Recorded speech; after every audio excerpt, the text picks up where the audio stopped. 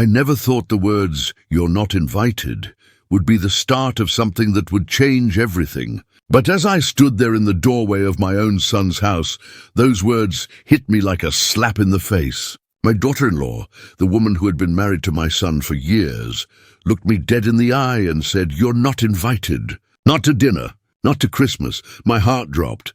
I thought it was some kind of sick joke, but her eyes, cold, calculating, told me it wasn't. The room fell silent.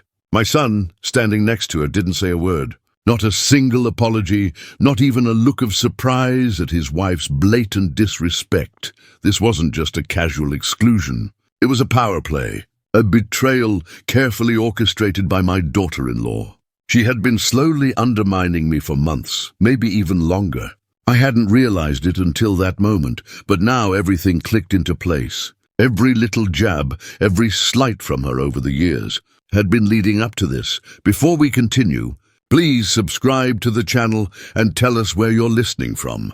I stood there staring at the two of them. My son, who I had spent years building a business with, who I thought was loyal, looked at me with those sad, apologetic eyes. But he didn't speak. He just nodded to his wife and turned away. It was as if he had already made his choice.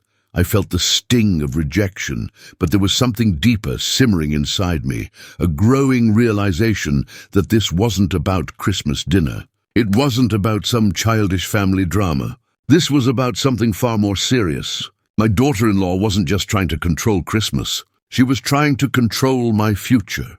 You see, this house, this home where I had raised my children, where I had built everything from the ground up, was my retirement. Every brick, every inch of it was part of the life I had worked so hard for. And now, it seemed like my daughter-in-law was going to take it all from me. She wasn't just playing games with holiday plans. She was playing games with my legacy. As I stood there fighting back the anger that was bubbling inside me, I knew one thing. This wasn't over. In fact, it was just beginning, but I wasn't going to let her take what was mine, not without a fight. And this fight, it would change everything.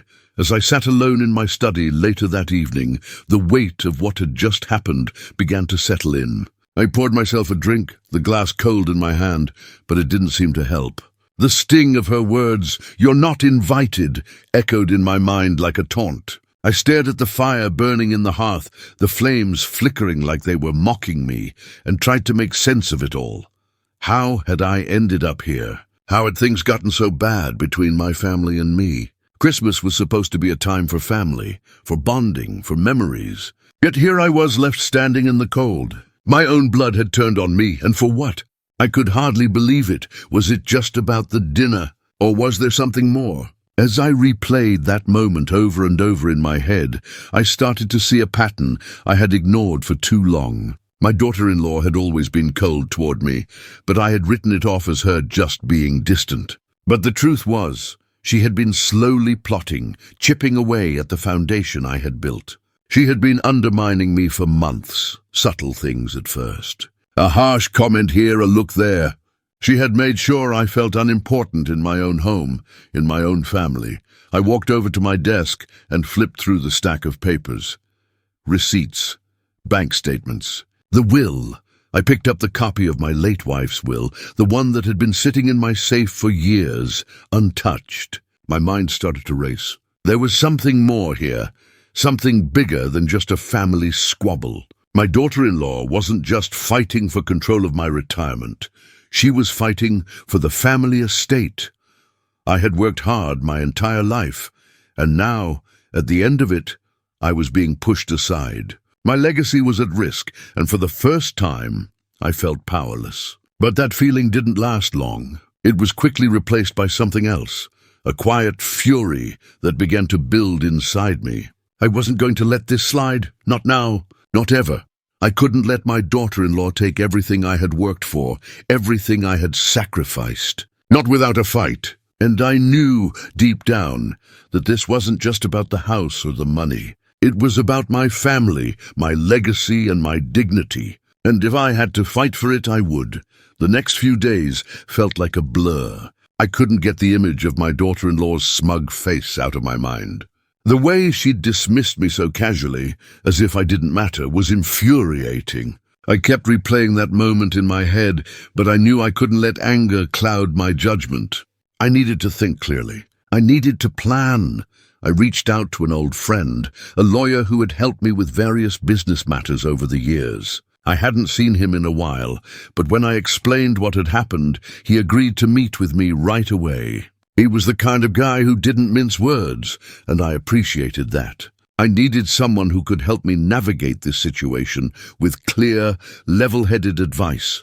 We met at his office a few days later. The place smelled like old leather and coffee. His desk was covered with legal books, papers, and documents, but when I sat down across from him, he didn't waste any time. "So, what's going on?" he asked, leaning back in his chair and folding his arms. "I need your help," I said. "It's about my daughter-in-law. She's trying to take control of my estate, and I don't know how to stop her." He raised an eyebrow but didn't say anything right away. I laid out everything, the way she'd been undermining me, her attempts to push me out of the family business, and most recently, the incident at Christmas dinner. I told him about the will, about the house, and how I feared she was plotting to seize everything. After a long pause, he nodded. "Sounds like you're dealing with someone who's pretty crafty. But don't worry, we can handle this." He slid open a drawer and pulled out a few documents, including a copy of my late wife's will. "I'll start by looking into the family business records and see what we can use to your advantage. We'll need to dig into the financials, see what we can find. Any contracts, receipts, anything she might have done to make a claim on the estate. We can't let her walk away with everything," I agreed, and we started working together. It was time to fight back, and I was ready to take the first step. But I knew that this wasn't going to be easy. It wasn't just about the money or the house. It was about setting the record straight and protecting my legacy. This fight was about more than just me. It was about my grandchildren, my family's future, and showing my daughter-in-law that she couldn't just walk all over me. In the days that followed, I started gathering everything I could find: bank statements, receipts, records of the house, and all the paperwork related to the inheritance. I was meticulous. I knew that if I was going to win this battle, I had to be prepared. The evidence would be my weapon, and I was ready to use it. I hired a private investigator to gather more information about my daughter-in-law's activities. I wanted everything, every email, every phone call, every little slip-up that might give me the leverage I needed. The PI promised to keep things quiet and work fast. I wasn't taking any chances. Each day felt like a new step closer to the truth, and I could feel the pressure mounting. But I wasn't afraid anymore. I wasn't the man I had been before Christmas dinner, the man who had let himself be pushed around. Now I was a man with a purpose. I had a plan, and I was going to see it through. The wheels of my plan were now in motion, and I felt a strange sense of calm take over me. It was like a switch had flipped. I was no longer the victim of my daughter-in-law's schemes. I was the one in control now. The first thing I did was take action on the family estate's finances. I knew I had to start small, build my case with legal precision. I had the power to freeze her access to the accounts, and I wasn't going to waste it.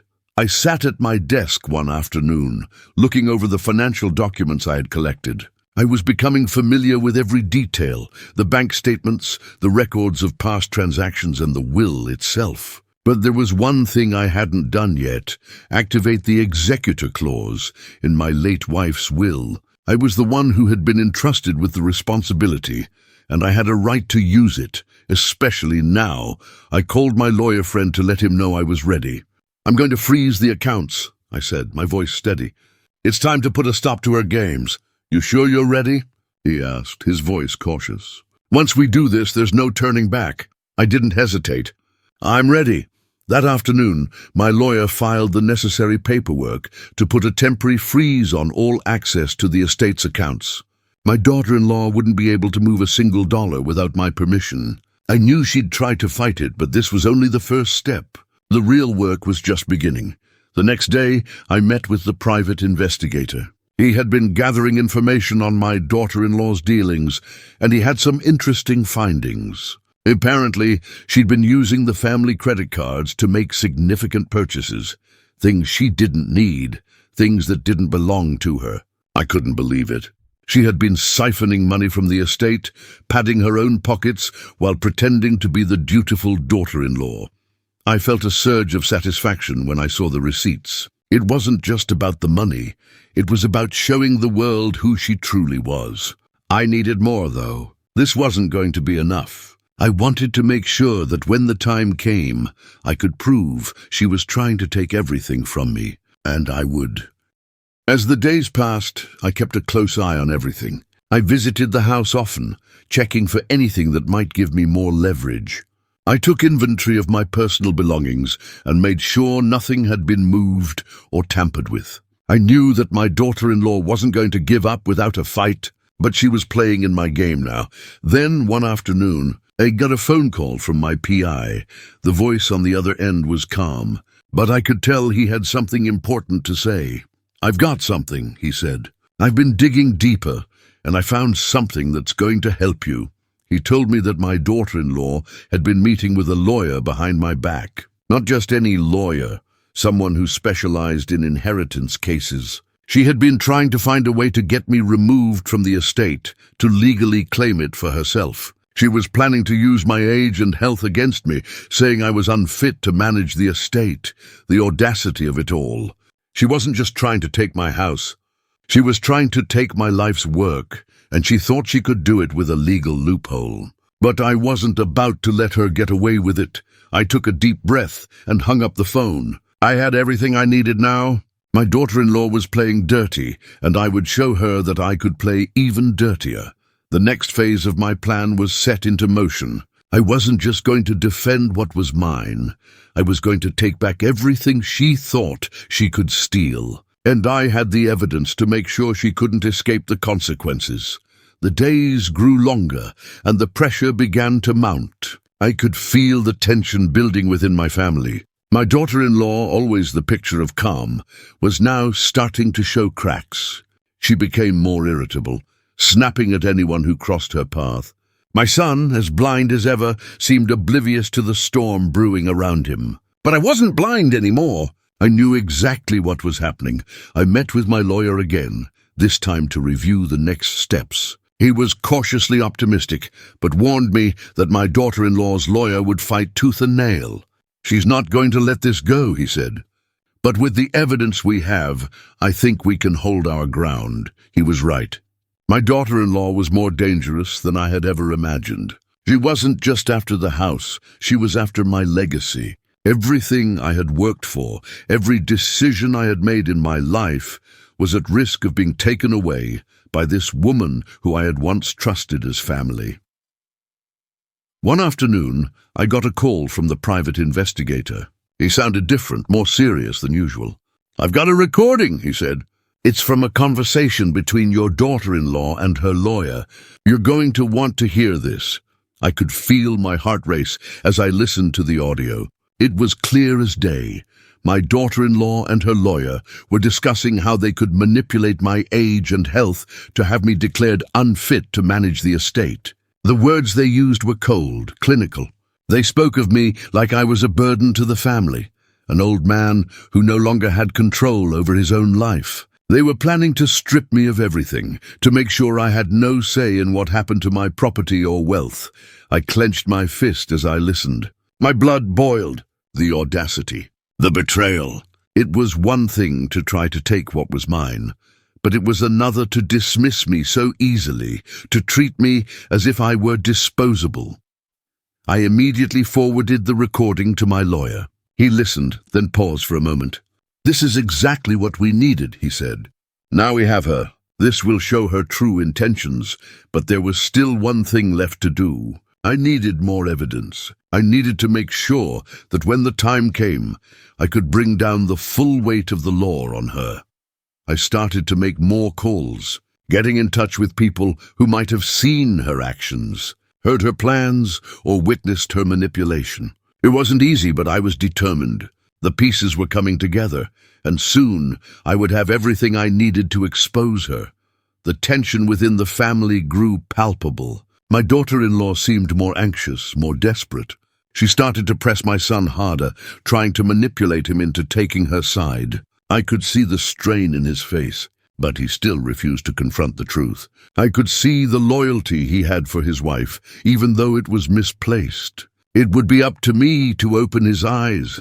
That night I sat in my study, the walls closing in around me as I went over every document, every conversation. I wasn't going to let her win.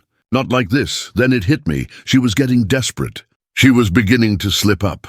It wouldn't be long before she made a mistake. I just had to wait for it. I knew the time was coming, and when it did, I would be ready. New Year's Eve. The house was decorated, the table was set, and the smell of roasted meats and wine filled the air. But the atmosphere in the room was anything but festive. It felt heavy, like a storm waiting to break. I had made sure to be there, just like every other year. But this year was different. This time, I wasn't going to sit quietly at the table, pretending everything was fine. I had everything I needed. The evidence, the recordings, the receipts. Everything had been meticulously gathered, just as I had planned. I was done being the victim. It was time to take control. As the evening progressed, I could see my daughter-in-law becoming more and more uncomfortable. She had tried to keep up her usual facade, her warm smile, her polite gestures, but I could see through it all. Her eyes darted around the room, calculating, waiting for something. She had no idea what was coming. Dinner was served, but the usual chatter around the table was absent. I could feel the tension, thick and suffocating. My son, ever the peacemaker, tried to steer the conversation, but his efforts were futile. The words I had been holding back for weeks were bubbling up, threatening to spill over, and then I saw my chance. My daughter-in-law made a snide remark about the old ways of managing the family estate, as if the entire legacy I had built was a thing of the past. She called me out directly in front of the family. You can't keep running things forever, you know. It's time for someone else to take charge. The words hit me like a slap, and I could feel the rage boiling beneath the surface. But I kept calm. I'd waited for this moment, and I was ready. I stood up slowly, the room falling silent as every eye turned toward me. I could hear the soft clink of silverware on plates, the crackling of the fire in the background. Everything felt heightened, amplified. My daughter-in-law's smug expression faltered as I reached into my jacket pocket and pulled out the envelope I had been carrying. I didn't speak right away. I let the silence stretch out, letting them all wonder what was coming. The tension was palpable, the room hanging on every second. Finally I spoke. You've been planning this for months, haven't you? My voice was steady, but underneath there was an undeniable authority that made even my son shift in his seat. I've seen the receipts. I've heard the recordings. I know about your little meetings with the lawyer, plotting to have me declared unfit to manage the estate. The gasp from my daughter-in-law was almost imperceptible. But it was enough. Her face drained of color as I slid the evidence across the table for everyone to see. The receipts for the extravagant purchases. The recording of her call with her lawyer, where she had made it clear she was planning to take everything from me. The room went dead silent. My son looked at me in disbelief, his mouth opening and closing as if searching for words. But there were no words. Not for this. Here's the thing, I continued, my voice calm, yet filled with an undeniable weight. This house is mine. The family estate is mine. And it was always meant to stay that way. But you, I pointed directly at my daughter-in-law, have been trying to take it all for yourself. She opened her mouth to speak, to defend herself, but nothing came out. She knew she had been caught. The shock on everyone's face was a sight to behold. I could feel a deep satisfaction, a sense of justice welling up inside me. This wasn't just about the money. This was about standing up for what was mine, for my legacy, and for the family that had been torn apart by her greed. But the real twist hadn't even come yet. There was still one more card to play. My lawyer had already been notified. The paperwork was ready. My daughter-in-law wasn't just going to lose the estate. She was going to lose everything she had tried to take from me. The truth was finally out, and there was no going back for her. Do you want to hear the rest of it? I asked, my gaze unwavering. Because I've got more. and as she stared back at me, her face pale, I knew it was over. The game was up. The silence that followed my words was deafening. I could feel my daughter-in-law's gaze burning into me, but I didn't flinch. I had all the evidence I needed. It was over. The room seemed to hold its breath, every pair of eyes focused on my daughter-in-law, who was now visibly shaking. I could hear the faintest tremor in her voice as she tried to speak, but the words wouldn't come out. Her carefully crafted persona of the sweet, dutiful wife and daughter-in-law had completely shattered. My son, still in shock, finally found his voice. "Dad, what is this? What's going on?" His voice was laced with confusion, betrayal, and something else. Fear. Fear of losing everything. I could see the wheels turning in his mind, but there was no going back now. He had to face the truth. "She's been lying to you, all of you," I said, turning toward my son. "She's been planning this for months. This house, this estate. She wants it all, and she's willing to do whatever it takes to get it." My daughter-in-law opened her mouth to protest, but the words caught in her throat. She was cornered, and she knew it. The shock on her face was palpable, but there was something else there too, anger. She wasn't ready to give up yet. "She's right, you know," I continued, my voice steady but firm. "You've been playing me for a fool, trying to take control of everything, undermining me at every turn. And for what? So you could get your hands on my fortune. My legacy?" I could feel the anger bubbling up inside me again, but I kept it in check. I had already won. The truth was out. The battle had been fought, and now it was time for the consequences. The tension in the room was unbearable as my daughter-in-law sat there, speechless, unable to form a defense. My son, still unable to comprehend what was happening, looked back and forth between his wife and me. He was torn. He wanted to believe her, but deep down, he knew the truth. It was written all over her face. The quiet mutterings of my daughter-in-law's denials fell flat in the wake of the evidence. The recording, the receipts, and the legal documentation, I had them all. She couldn't talk her way out of this one. She had played her cards, and now it was time for her to face the consequences of her actions. "I've already contacted my lawyer," I said, my tone final. "You're going to face legal action. I'll make sure the estate is protected, and you'll be held accountable for what you've done. You won't get away with this." Her eyes flashed with rage, but there was nothing she could do. She knew it was over. Her plan had backfired, and the house, the one thing she thought she could control, was slipping through her fingers. The atmosphere in the room was heavy. My son sat there stunned, unable to speak. The weight of the moment hung between us.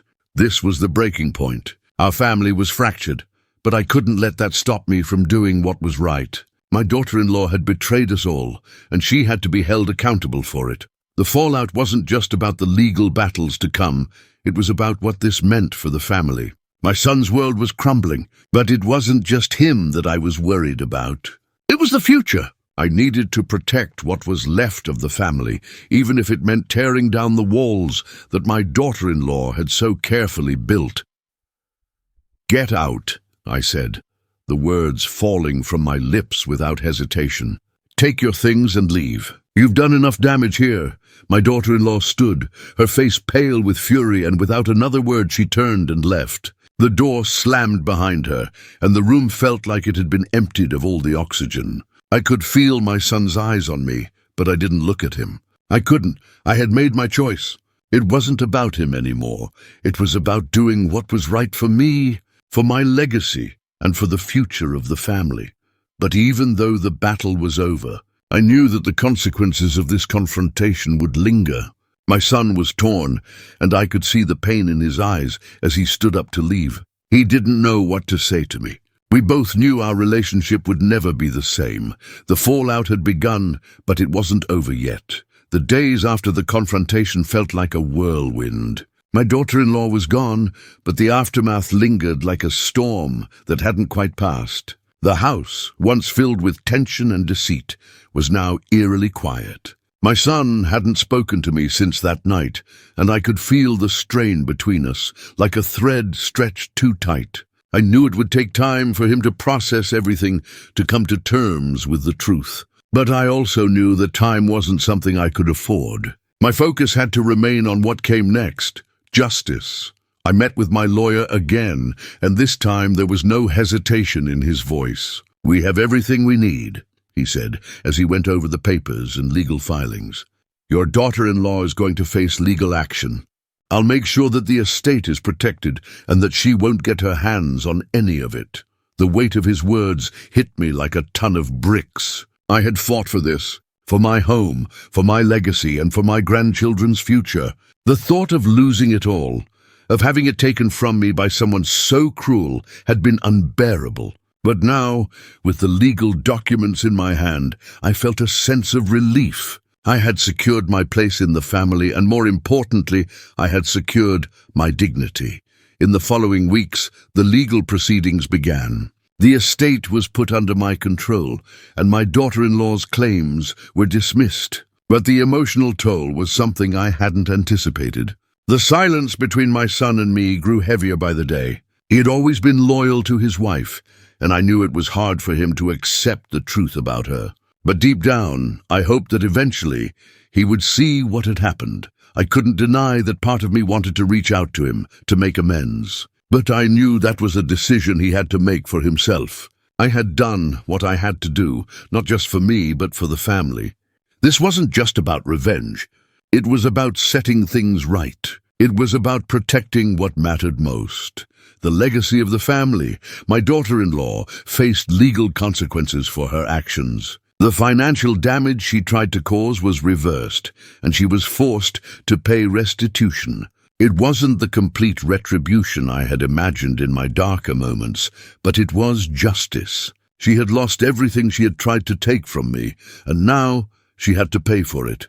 In the end, I found a strange peace. Justice wasn't just about winning. It wasn't about destroying her. It was about standing up for what was right and making sure that the truth came to light. I had protected my family, my legacy, and most importantly, my sense of self. As I sat in the study, watching the sun set over the estate, I realized that it wasn't the house that mattered most. It was the lessons I had learned along the way. Justice wasn't always about revenge. It was about boundaries, about knowing when to stand up for yourself and when to let go. And as I sat there, I realized something else. The greatest victory wasn't in the courtroom or the documents I'd filed. It was in reclaiming my peace, in knowing that I had done the right thing, even when it was hard. As the weeks passed, the dust began to settle, but the scars of the betrayal still lingered. The house felt different now. Quieter, yes, but also calmer. The tension that had once filled the air had dissipated, leaving behind a sort of peace. But the peace wasn't without its cost. I couldn't help but reflect on everything that had happened, the betrayal, the fight, the fallout, and the toll it had taken on my family. I found myself sitting in my favorite chair by the window, the same chair I had spent years in, watching the seasons change, thinking about the past. The fireplace crackled softly in the background, but my mind was far away. It wasn't just the house or the estate that had been at stake. It was my family, my legacy, my place in the world. And I realized that in fighting for everything I had worked for, I had almost lost what mattered most, the connection with my son. I hadn't heard from him in weeks. He had stopped by once to pick up some of his things, but there was no conversation, no attempt to repair what had been broken. He was still processing it all, I knew that. But there was a part of me that wondered if we would ever get back to what we once were. My lawyer had told me time and again that I had done the right thing, but the doubt still crept in. Was it worth it? Was it worth sacrificing the last bit of peace I had with my son for the sake of justice? I had reclaimed my dignity, yes, but at what cost? The holidays had come and gone.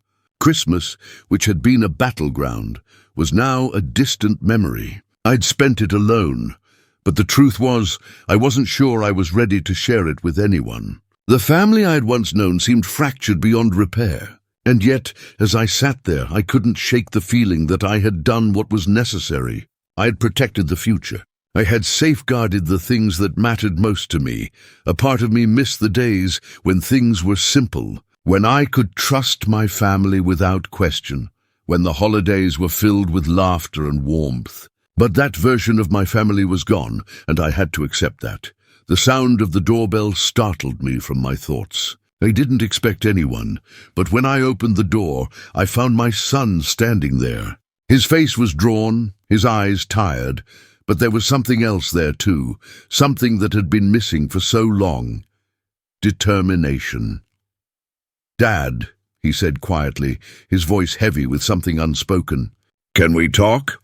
I nodded and stepped aside, letting him in. We sat down together in silence at first. The tension was still there, thick between us. But it wasn't the same as before. This time it wasn't about me being right or wrong. It wasn't about the house or the estate. It was about something deeper, the bond we had shared, the family we had once been. Finally he spoke. "I've been thinking a lot about everything that happened, about what Mom did. I didn't want to believe it, but I had to face the truth." He took a deep breath. "I don't agree with everything you did, but I understand why you did it, and I'm sorry for not seeing it sooner." His words hit me harder than I expected. It wasn't just an apology, it was an acknowledgement, a recognition that I had done what I had to do, even if it meant tearing apart the very thing I had fought for. "I just don't want to lose you," he added, his voice shaking slightly. "I've already lost so much." And for the first time in weeks, I felt a weight lift from my chest. We weren't where we had been before, and maybe we never would be. But this was a start, a beginning of something that, for all its brokenness, had the potential to heal. The silence that followed wasn't uncomfortable. It was reflective, filled with unspoken understanding. I didn't have all the answers, and I knew that the road ahead wouldn't be easy. But for the first time, I didn't feel so alone. The past couldn't be changed, but perhaps there was still room to rebuild, and in that moment I realized something crucial. The true cost of revenge wasn't just in what you lost, but in what you had to gain. I had gained justice, yes, but more importantly, I had regained my sense of self, and in the end, that was worth more than anything. The days following that conversation with my son felt like a slow but steady rebuilding. It wasn't easy and it wasn't instant. But for the first time in a long while, I felt like we were taking small steps toward healing. It wasn't perfect, but it was something. We didn't talk much, not yet, but the ice between us had started to crack. I could feel it in the way he looked at me when we spoke, the way he showed up more frequently at the house to check on things. He wasn't avoiding me anymore. It was a small victory, but it was progress. There were moments when I doubted everything, when I questioned if the price of justice had been too high. The house was safe, my legacy secure, but at what cost? My daughter-in-law was out of our lives, but the emotional toll was much harder to quantify.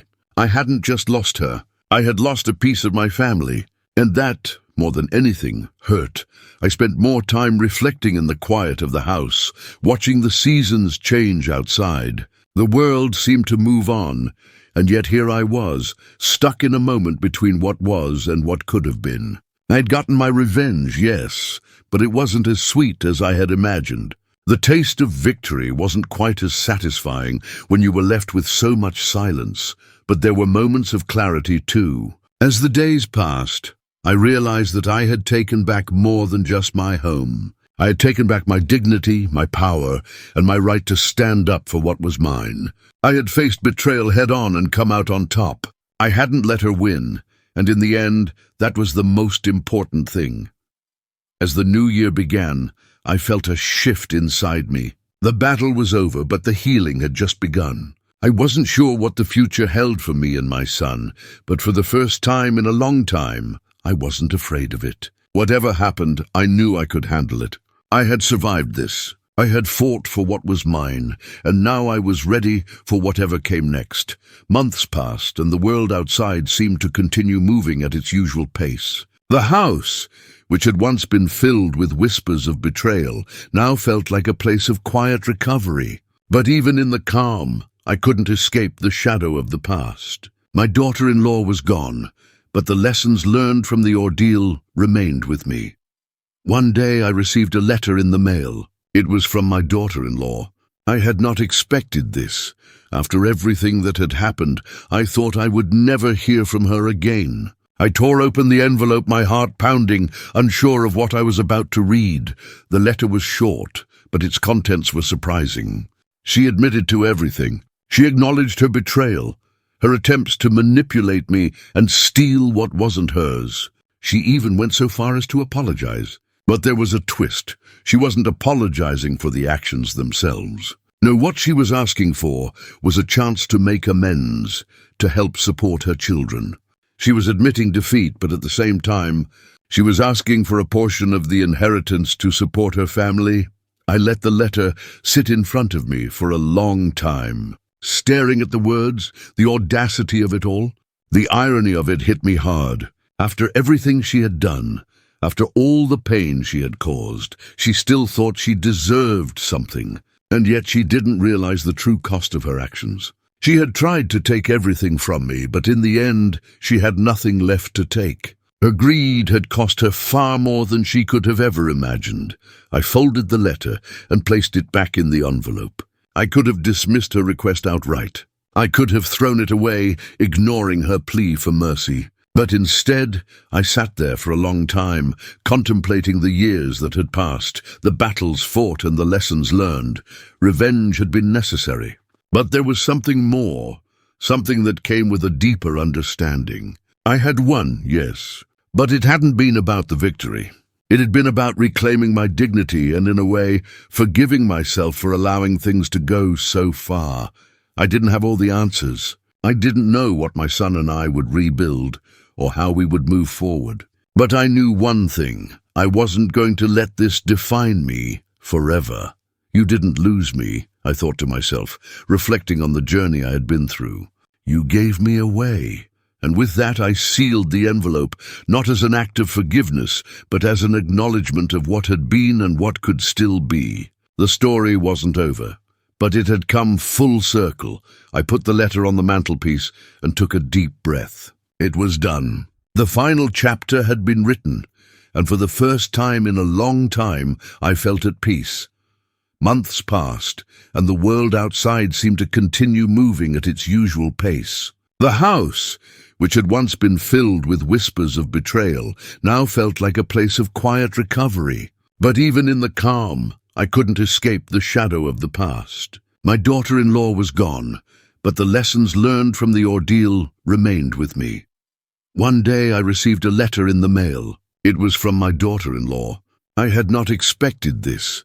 After everything that had happened, I thought I would never hear from her again. I tore open the envelope, my heart pounding, unsure of what I was about to read. The letter was short, but its contents were surprising. She admitted to everything. She acknowledged her betrayal, her attempts to manipulate me and steal what wasn't hers. She even went so far as to apologize. But there was a twist. She wasn't apologizing for the actions themselves. No, what she was asking for was a chance to make amends, to help support her children. She was admitting defeat, but at the same time, she was asking for a portion of the inheritance to support her family. I let the letter sit in front of me for a long time, staring at the words, the audacity of it all. The irony of it hit me hard. After everything she had done, after all the pain she had caused, she still thought she deserved something, and yet she didn't realize the true cost of her actions. She had tried to take everything from me, but in the end, she had nothing left to take. Her greed had cost her far more than she could have ever imagined. I folded the letter and placed it back in the envelope. I could have dismissed her request outright. I could have thrown it away, ignoring her plea for mercy. But instead, I sat there for a long time, contemplating the years that had passed, the battles fought and the lessons learned. Revenge had been necessary. But there was something more, something that came with a deeper understanding. I had won, yes, but it hadn't been about the victory.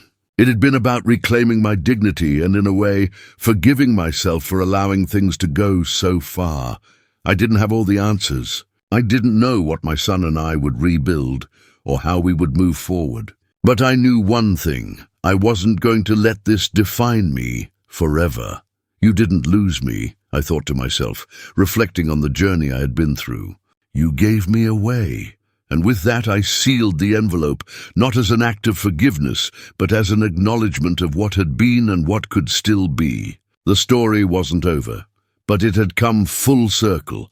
I put the letter on the mantelpiece and took a deep breath. It was done. The final chapter had been written, and for the first time in a long time, I felt at peace.